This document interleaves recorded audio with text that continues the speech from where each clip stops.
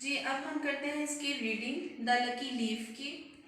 I hope आप सबने अपनी बुक्स ओपन कर ली हैं एट पेज नंबर 13। राहीला इज क्राइंग। राहीला रो रही है। She has lost her golden bangle. और वो रो क्यों रही है?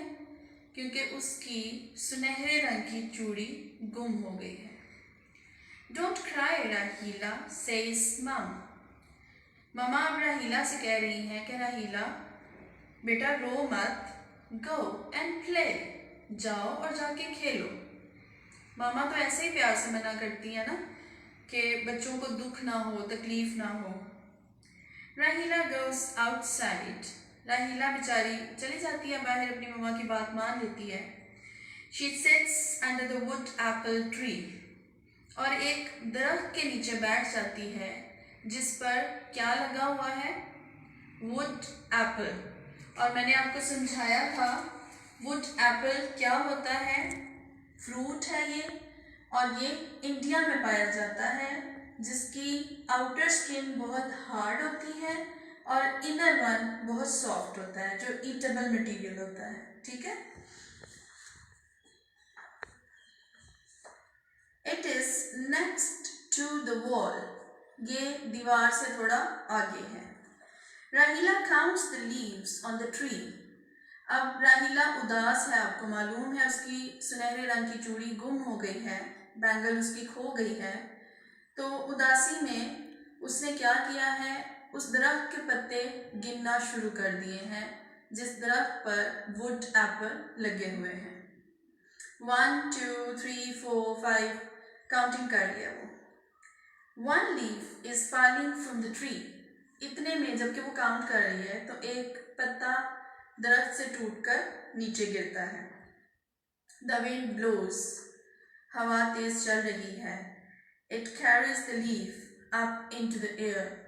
ये उस पत्ते को कभी ऊपर लेके जा रही है, कभी नीचे। The leaf is now in front of her. और वो पत्ता हवा से उड़ने की वजह से राहीला के सामने आ गया है। पेज नंबर 14 है अब मेरे सामने। राहीला स्टैंड्स अप। राहीला खड़ी हो जाती है। The wind starts again. हवा दोबारा चलना शुरू हो जाती है। The leaf dances up and down, left and right.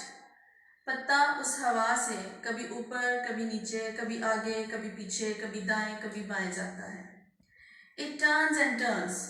ये घूमता जा रहा है। मैंने बताया था ना आपको, विंड मूविंग एयर को कहते हैं। इसमें चक्कर की एबिलिटी होती है, खासियत होती है इस हवा में।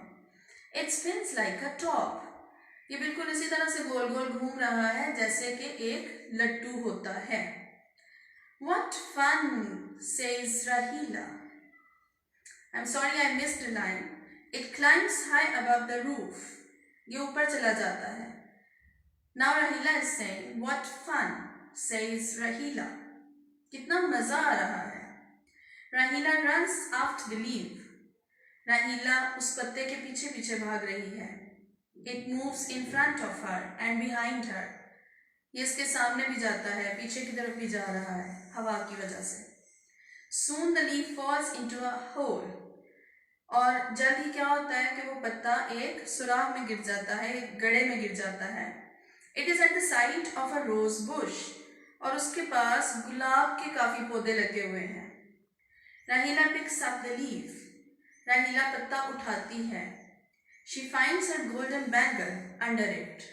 और क्या मजे की बात है कि उसकी वो सुनहरे रंग की चूड़ी वहीं गिरी हुई उसे मिल जाती है। राहीला laughs. राहीला खुशी में हंसती है। She takes the bangle. वहां से वो चूड़ी पकड़ लेती है। And the lucky leaf. और वो बड़ा खुशकिस्मत पत्ता भी, to show mom, अपनी ममा को दिखाने के लिए। तो it was all the story about. जाहिर है वो घर में थी तो उससे उसकी बैंगल घर में ही कहीं गुम हो गई थी। उसकी ममा ने उसे समझाया, उसे समझ भी आ गया।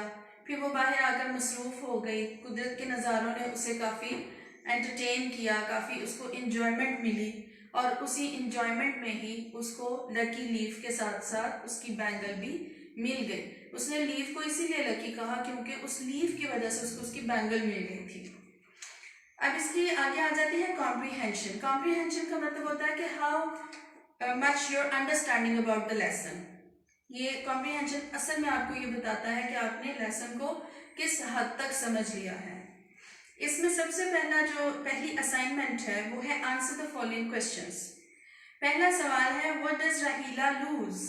राहीला क्या खो देती है। अब ये आप सोचे राहीला का क्या गुम हुआ था। यस, उसकी गोल्डन बैंगल गुम हुई थी। वेयर डज राहीला सिट। राहीला कहाँ बैठी होती है। राहीला is sitting under a tree. और कौन सा ट्री है वो, वुड एप्पल का ट्री है। यस, व्हाट डज राहीला डू। अब इस सवाल का ये जो थर्ड वन है इसके 2, 3, 4 मुख्तलिफ जवाब हो सकते हैं। जैसा कि हम कह सकते हैं कि राहीला इज काउंटिंग क्योंकि वो पत्ते गिन रही थी। हम ये भी कह सकते हैं राहीला इज क्राइंग क्योंकि वो रोई भी थी। हम ये भी कह सकते हैं Rahila is running here and there क्योंकि वो ये भी कर रही थी।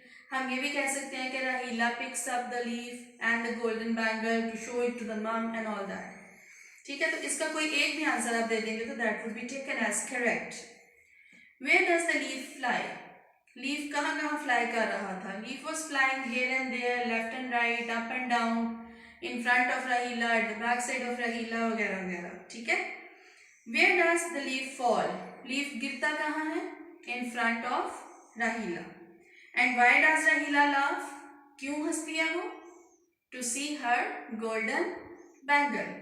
तो that was the story about, that was the comprehension about. इसकी जितनी भी बाकी असाइनमेंट्स हैं आप उनको खुद रीड कीजिएगा, बार बार ये लेक्चर मेरा सुनिएगा।